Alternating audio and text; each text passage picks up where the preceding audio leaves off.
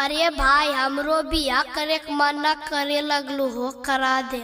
अरे भाई जे बियाह के लड्डू खाए जे हो पछता है आ जे नहीं खाए जे हो पछता है। देखी भाई हम लड्डुआ खाइए के पछतेबू तब देखबू तीता लगो की मीठा।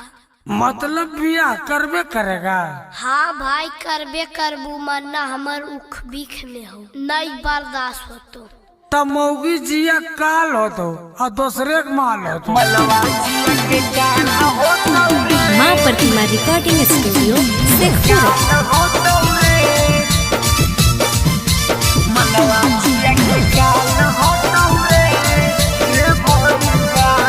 मिक्स बाय शैलेंद्र बाबू।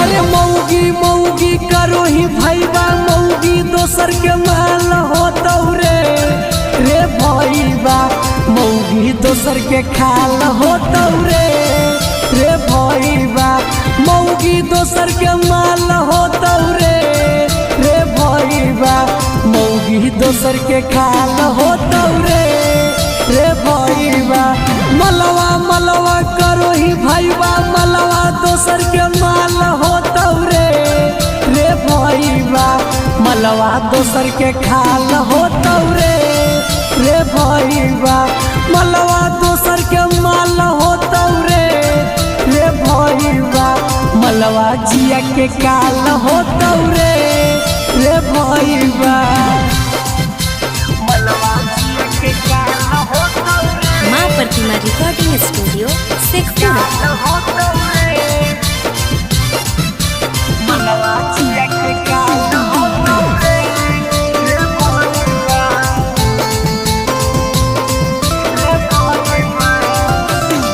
अरे सलिया सलिया करो ही भैया, सलिया पूरा चटाल होता रे भैया, सलिया दोसर के माल होता रे भैया, सलिया पूरा चटाल होता रे भैया, सलिया दोसर के माल होता रे भैया, शादी शादी करो ही भैया, शादी बर्बादी होता रे भैया, जीवन के बर्बादी होता रे भैया, जीवन के बर्बादी होता रे भैया, शादी बर्बादी होता रे भैया, मलवा के गाल होता रे। मिक्स बाय शैलेंद्र बाबू।